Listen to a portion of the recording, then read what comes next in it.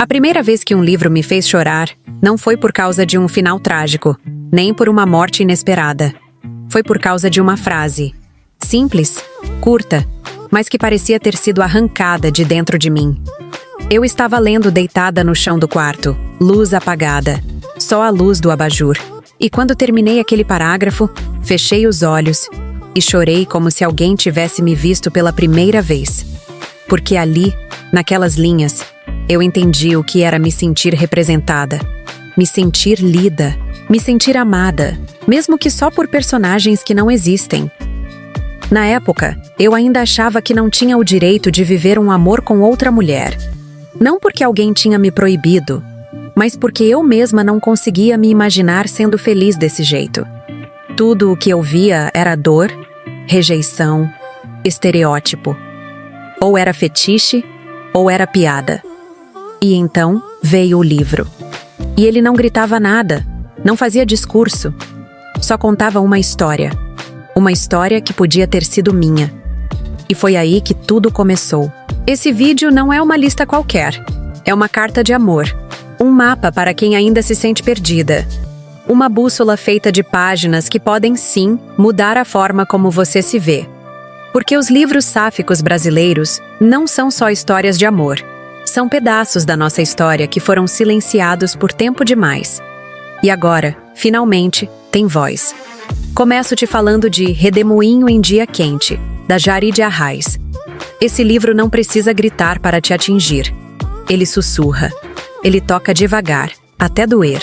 Em meio às histórias de mulheres nordestinas que resistem ao machismo, à pobreza e à invisibilidade, você encontra uma narrativa sobre amor entre mulheres que é tão crua e bonita que parece quase um segredo. Um amor que nasce ali, no meio da poeira, do calor, da luta. E você percebe que o amor lésbico também é político. Que amar outra mulher, nesse mundo que quer nos calar, é um ato de sobrevivência. Depois vem Amora, da Natália Borges Polesso. Cada conto é uma flecha no peito. Não tem enrolação, não tem floreio. São situações do cotidiano.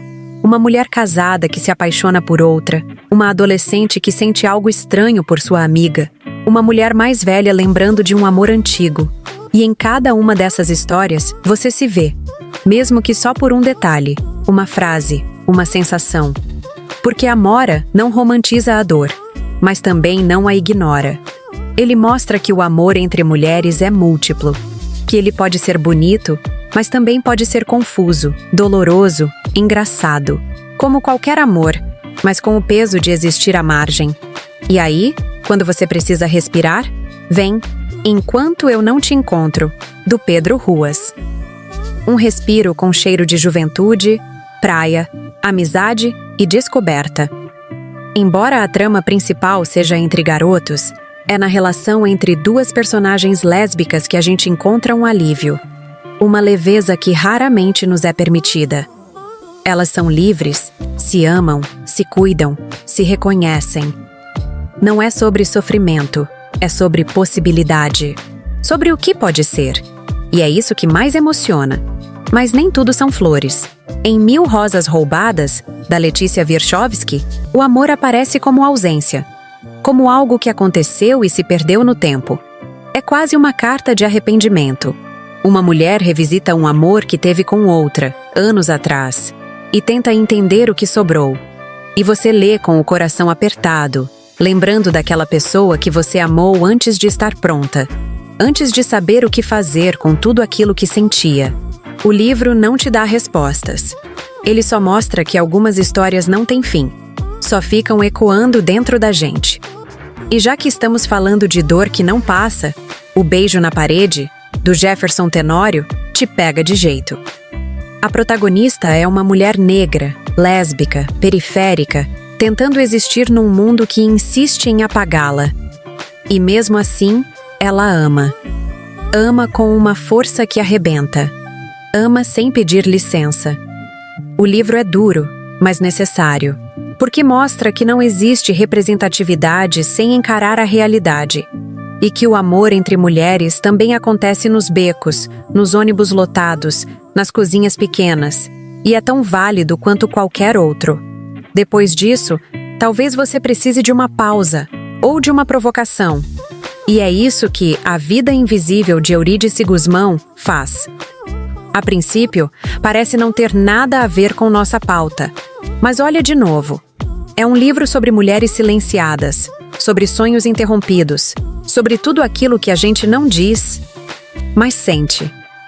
E no meio daquelas vidas apagadas pelos homens, há olhares, gestos, silêncios entre mulheres que carregam algo mais. Uma cumplicidade que, se você já viveu, vai reconhecer. E se ainda não viveu, talvez deseje. Agora, se você gosta de intensidade, Menina Má, do Rafael Montes, é para você. Aqui, o amor é perigoso, quase uma obsessão.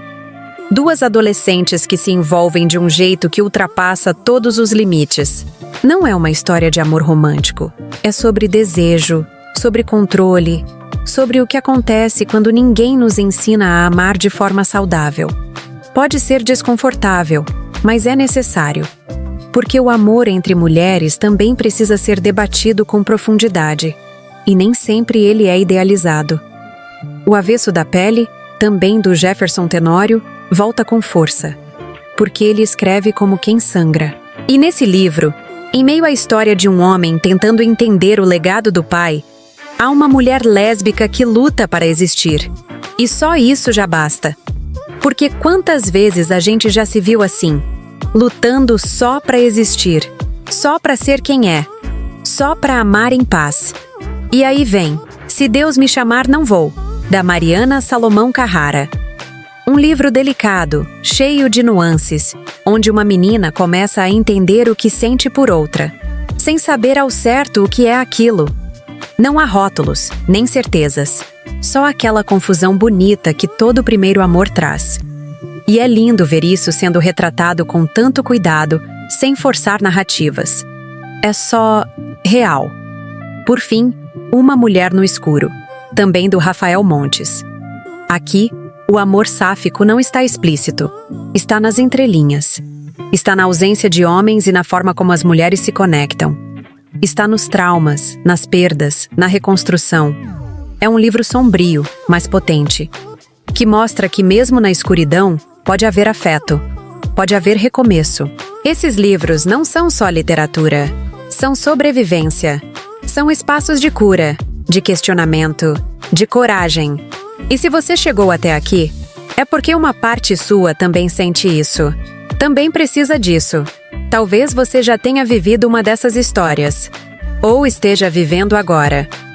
Talvez tenha uma amora na sua vida que nunca virou palavra. Talvez ainda esteja esperando por esse amor.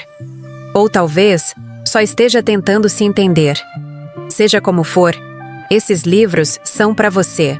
Se alguma dessas histórias te tocou, comenta aqui embaixo qual livro já te leu antes mesmo de você entender o que estava sentindo. Ou marca aquela pessoa que precisa ler isso também. Compartilha esse vídeo com coragem. Porque é assim que a gente muda o mundo. Uma história de cada vez. E se inscreve no canal. E não esqueça de deixar seu like para que nosso conteúdo chegue a mais pessoas. E até o próximo vídeo.